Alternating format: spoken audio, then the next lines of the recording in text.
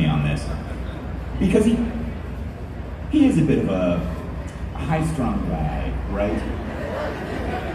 So between takes, I find myself having to make jokes, right? To get a little bit light, you know? Just so that I can release my mind from this jerk. So occasionally, when there's a heavier scene, Dallas will be like, all right, so here's what we're doing, this is what you're gonna be doing, this is what's gonna happen here, and look, they're supposed to be crying, so can you not make jokes between takes? You know, so sometimes he has to, let's just say, rein it in a little bit. But that sort of escape valve, I think is necessary when you're playing someone that has that much vitriol inside of them. It's fun to vacation there when the cameras are rolling. Like, it is, it's genuinely fun. But to live there all the time, I think, would be corrosive to me, you know. Now, what is the secret to playing a villain that everyone loves to hate?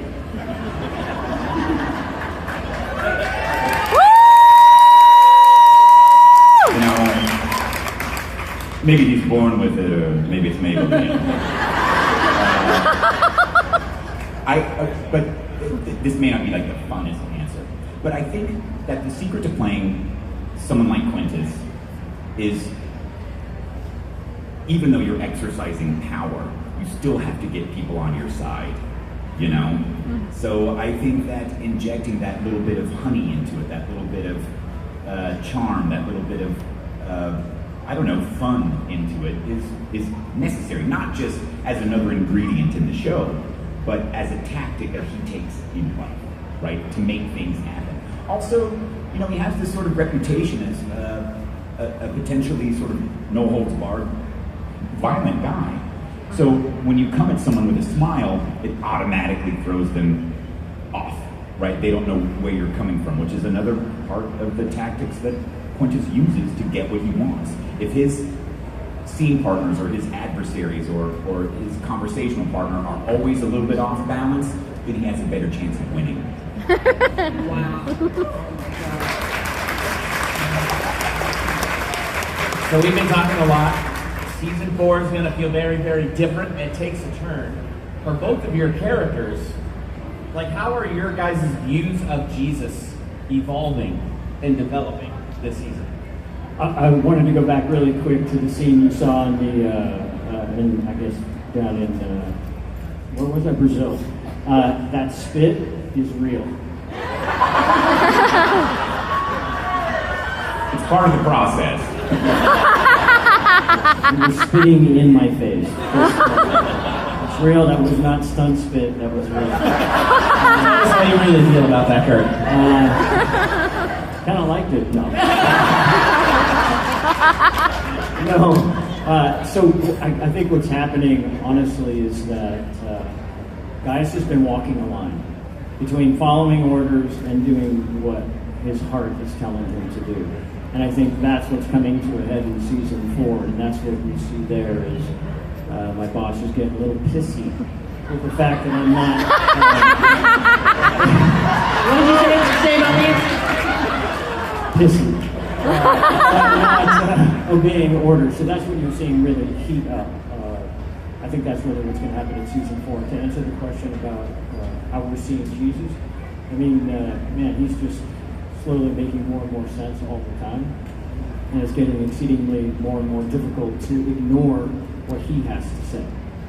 So that's really heating up for me. And I know that that's creating a conflict with Quintus, so I'm walking a very thin tightrope. I think that's what's happening. Quintus. Yeah.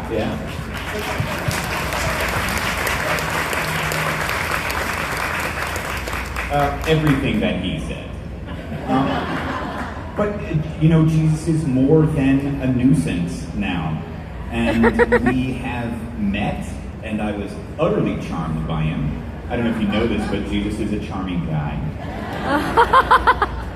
And I think that makes Quintus feel like he's been played, which is infuriating. I'll leave it there. Oh. Well, okay, without spoilers, what surprised you both most in season 4? You said no spoilers. No spoilers. Yeah. That one scene. That one scene. Yeah. The cookout.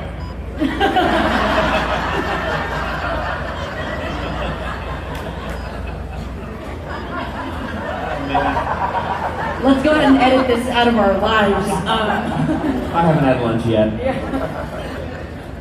But is there a particular scene that surprised Like you? a tone, a feel, something that surprised you the most when you dived into these scripts. Yeah, I want to say what's interesting is that we as actors, at least for myself, and I'm sure it's the same for Brandon, you have no idea what's going to happen the next season, or if you're really even going to be involved. You never know. It's always an honor and a blessing to be there. Dallas never tells me personally anything, so I'm not sure about others, but what's exciting is to sit down. I always remember when I sit down, I close the door, I turn off any sounds, and I sit down and I read through the whole season, as you would, but from my point of view. So it is fascinating and always such an amazing event for myself to walk through that. So yeah, season 3, I had no idea I had a wife.